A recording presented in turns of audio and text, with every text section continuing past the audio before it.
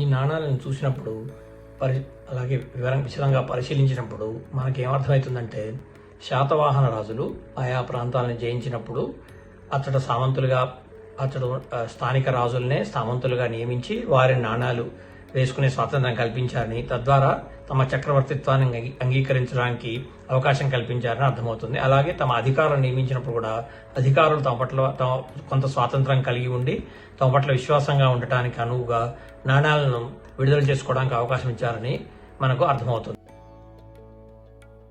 పెదబంకూరు బౌద్ధ స్తూప ప్రాంతంలో లభించిన మహారథి నాణ్యం. ఏనుగు బొమ్మ, తొండమీతిన ఏనుగు ఎడమవైపు చూస్తూ దాని ముందు స్వస్తికా చిహ్నం, దాని చుట్టూ కాస్త మనకు అక్షరాలు కనబడుతున్నాయి కానీ స్పష్టంగా లేవు. ఇది మహారథి నాణ్యంగా గుర్తించడమైనది. వెనక వైపు చూద్దాం. వైపు 2 గీతలతో ఉన్న స్వస్తిక్ చిహ్నము, ప్రతి స్వస్తిక్ యొక్క ప్రతి చివర కూడా మళ్ళీ మనకు నందిపాద గుర్తులు కనబడుతున్నాయి. అలాగే ప్రతి 4 భాగాల్లో ఒక వృత్తంలో ఒక చుక్క, ఈ చిహ్నాలతో ఇది మహారథి నాణ్యం యొక్క పెదబంకూరు ప్రాంతంలో లభించిన మహారథి నాణ్యం యొక్క వెనుక వైపు. తెలంగాణ జిల్లాలో లభించిన మహారథి పుసవరుని అనే పేరుగల నాణ్యం. సింహము కుడివైపు చూస్తున్నట్టుగా ఉంది. తర్వాత దాని చుట్టూ బ్రాహ్మీ లిపిలో మహారథిస పుసవరునిస అని కనబడుతోంది. నాణ్యం యొక్క వెనక వైపు ఒక చెట్టు గుర్తు కనబడుతోంది. చెట్టు చుట్టూ కట్టిన కంచె మనకు స్పష్టంగా కనబడుతున్నాయి. మహాగ్రామిక నాణ్యం ఇప్పటి సంగారెడ్డి జిల్లా పక్కనే ఉన్న ప్రముఖ బౌద్ధ స్థావరమైన కొండాపూర్ ప్రాంతంలో లభించిన నాణ్యం.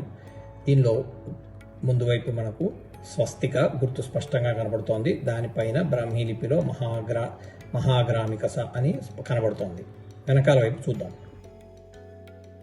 గుర్తులు కొంత అస్పష్టంగా ఉన్నప్పటికీ ఒక బాణం గుర్తు, దాని ప్రక్కన వజ్రపు గుర్తు, అనగా ఇది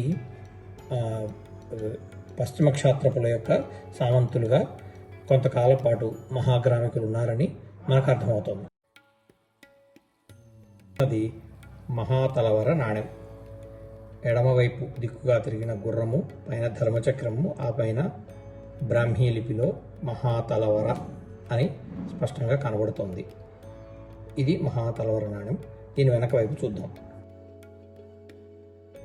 2 చతురస్రాల మధ్యలో 3 శిఖరాలు కలిగిన కొండ గుర్తు మధ్యలో దీపస్తంభం కనబడుతోంది.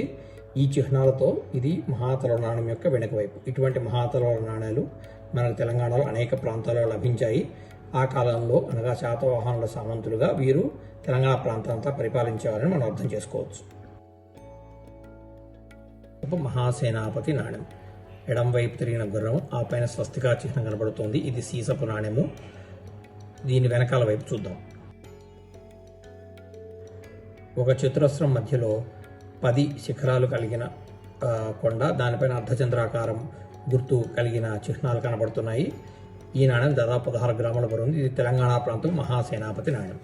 ఇది తెలంగాణ చరిత్ర సుసంపన్నం చేసే ఈ నాణ్యాలు. Thank you.